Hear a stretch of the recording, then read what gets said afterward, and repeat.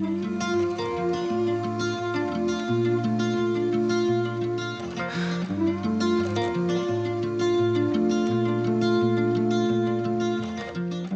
feel like I sleepwalk through my life.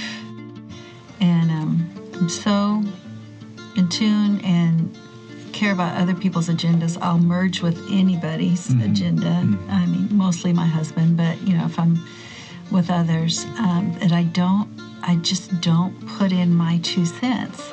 And at 56, my 9-ness isn't working for me anymore. Like I say, it worked all during my motherhood years, but now it's just like, this isn't working. I have this one beautiful, blessed, precious life, and I feel like I'm asleep to it because I don't know what I want. I don't even know what I want to do when I grow up.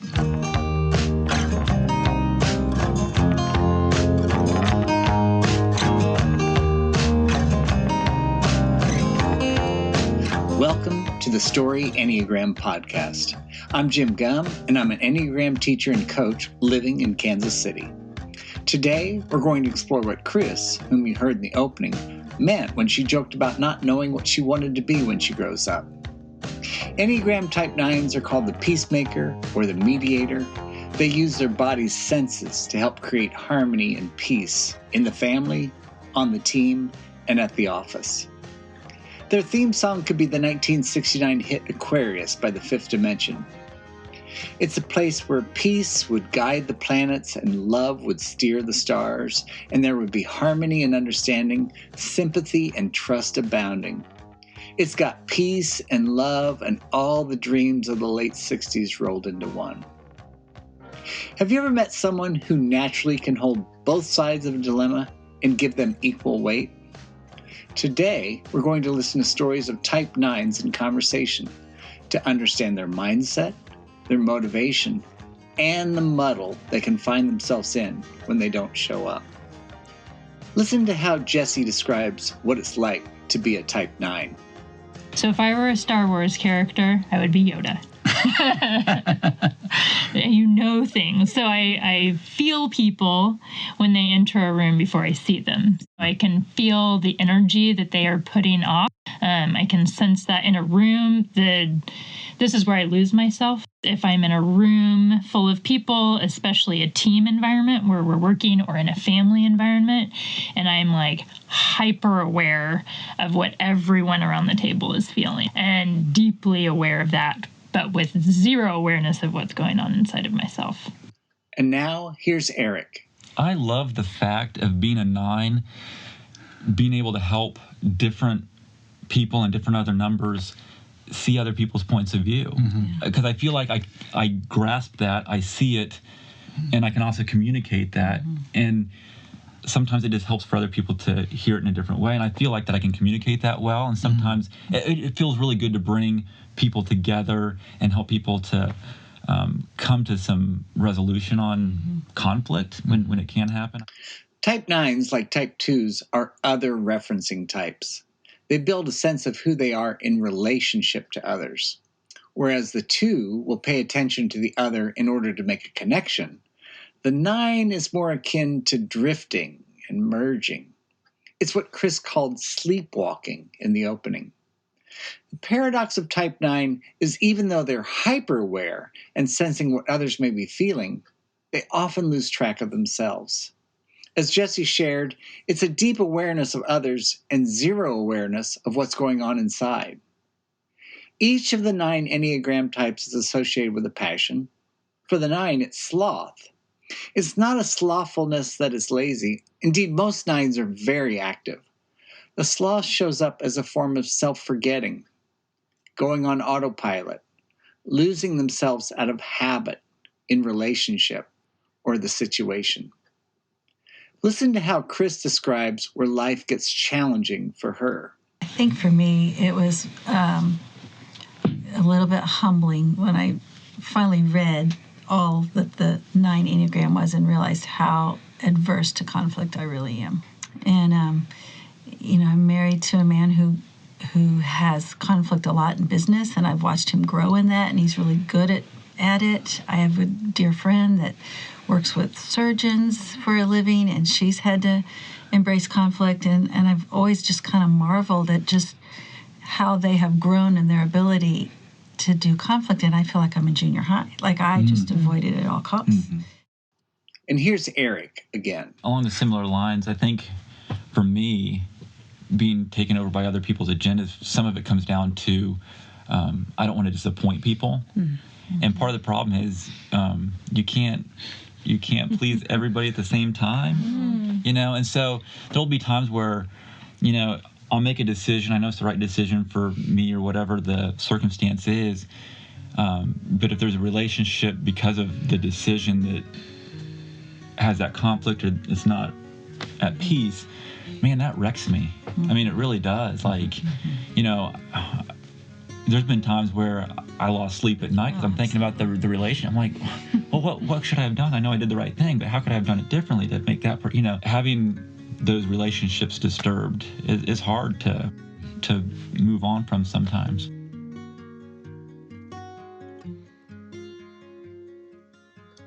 Nines are great at sensing where the conflict is and gently trying to mediate the difference. They understand both sides of the problem. They have a sixth sense to wordlessly perceive the temperature of the room. If there's conflict, they want to mitigate it. This is where it can get difficult. Eric said that when there's a decision to be made and he's sensing the conflict, that it just wrecks him. Listening to both sides is the easier task. Boldly getting to resolution is hard. The 9 wants to calm the situation down. Resolution often involves speaking up and being assertive. Some 9s can feel like just stating their opinion or preference is adding fuel to the fire. All families naturally have conflict. Think about it. A family of 3 has 3 distinct individual relationships. For a family of 4, it's 6 relationships. For a family of 5, it's 10. And for a family of 6, there are 15 individual relationships. The odds that all those relationships are conflict-free is unrealistic. Here's how Eric describes his childhood. Piggybacking off the family thing, as I think about how I grew up in a family with 2 older brothers and 2 younger sisters, and my mom's way of ordering the house was, you follow rules and directions and that kind of stuff. And that felt very easy for me. Like it felt like the right thing to do. So to keep order and peace and efficiency, that's what you did. I contrast that with some of my brothers and sisters who seem to try to make their own way in spite of some of those things. I'm like, why would you do that? Don't you see that you're messing up the system and it's not working? And here's Kris again. This story came to me not long ago where my parents were barely 20 years older than me when they had me, and they were still in college. Lots of parties happened at their house, their apartment, their house. And when I was old enough to remember these parties, probably 4, 5, 6 years old, my parents would tell this story years later, but I actually remember it happening, whereas their friends would always come to their house and party, and they would put me to bed, but I would always sneak out and just, be invisible and listen and, see what the adults were doing and not really even understand half the conversations.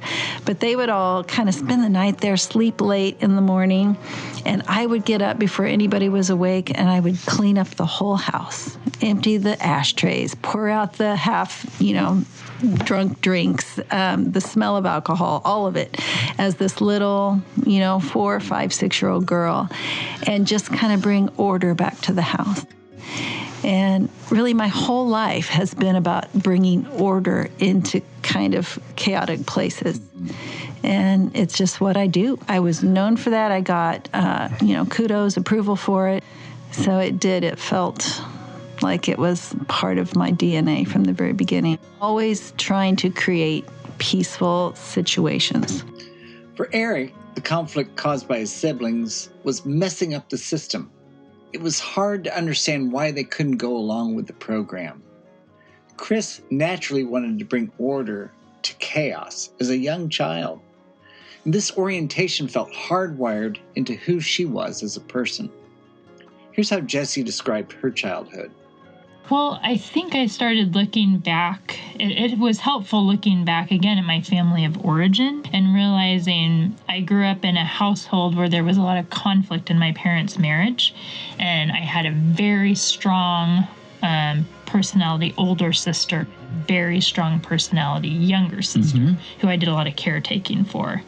And so I was the glue and the mediator in the midst of all of that. I was the one who kept the family together. And I remember, I have this visceral memory of being a very young child and standing in between my parents while they were having an argument and yelling at them to stop and trying to explain each other's opinions to the other person.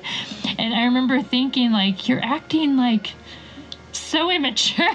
How old were you when this was happening? Very young, probably 10 or so, Yeah. and being the mediator between their marriage and realizing it just never made sense to me why people would have conflict, because I could so easily step in the shoes of other people and see their perspective, which is still part of my issue today, because I can so easily step into the shoes of other people, but then I have a hard time discerning what I think or believe, because I can see it from all the angles.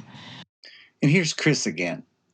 I'm finding that because I'm pretty in tune, especially in our large family gatherings, there's just so many different agendas and so many needs and little kids that need naps and all that kind of stuff. And so everybody wants to do something.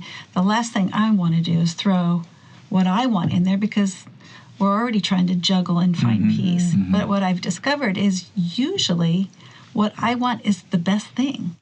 I'm so aware of everybody's stuff, but darn if I'll speak up. Because it feels like you'd be adding conflict in rather than resolution. Right. Yeah. And if I ever do say what I want, it's just not very loud, and I get walked on. I just get, they don't hear me, but it's because I'm not even able to say it in a way that it's no, this is what I want to do. It's very hard for me to do that, but I'm learning that my family needs me to show up and speak up and throw, my part into the circle. Jessi said that even though it's easy to step into other people's shoes, it's very difficult for her to discern what she thinks or feels. Kris shares how it's difficult to speak up and be heard in the group.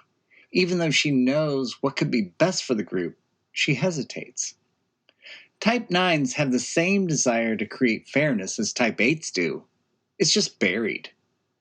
The growth path for the 9 is to make their voice heard and to resist the urge to fade into the background. I believe that 9s wake up in the morning with a clear idea about what's important to them and what they'd like to do. When they're alone, they can sense their power.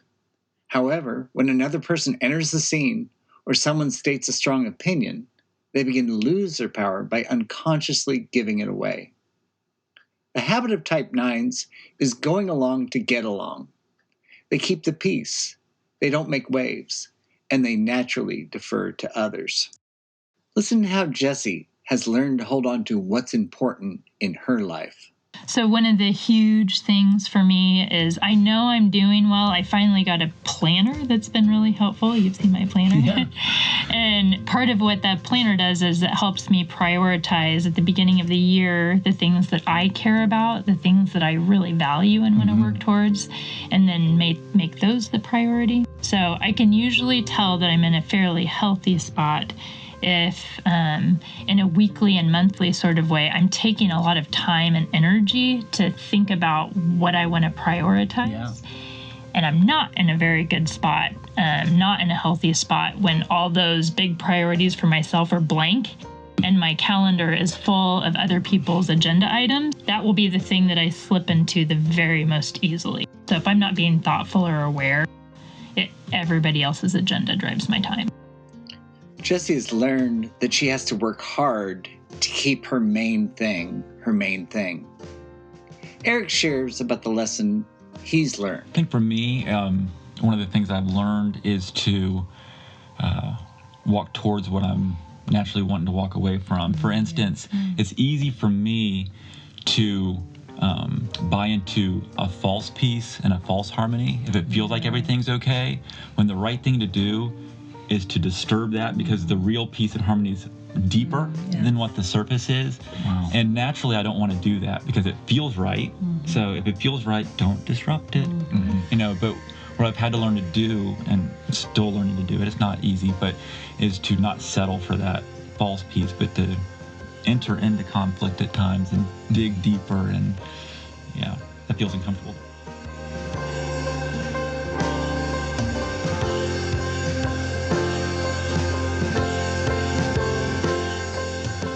You know those times that you face something difficult and you just want to get it over with? It's easier not to make a fuss or be demanding. Nines don't want to make waves. They want to calm them. But as Eric says, the real peace and harmony is deeper than what's on the surface. And he's learning where the true peace can be found. And it's often on the other side of showing up.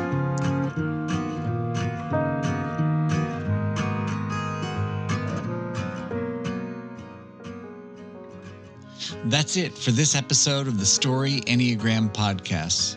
And this wraps up season 1, the Enneagram Types in Conversation. In a few months, I'll be launching the second season featuring each of the self-preservation subtypes. Reach out to me if you're interested in sharing your story with the greater Enneagram community. Thanks for listening to the Story Enneagram podcast today. If you or someone you know is a 9 and would like to explore how to show up more strongly in the world, you've come to the right place. Wouldn't it be great to share your thoughts and opinions without holding back? Visit my website at storyenneagram.com. I offer solutions for the workplace and training sessions for businesses, schools, and nonprofits.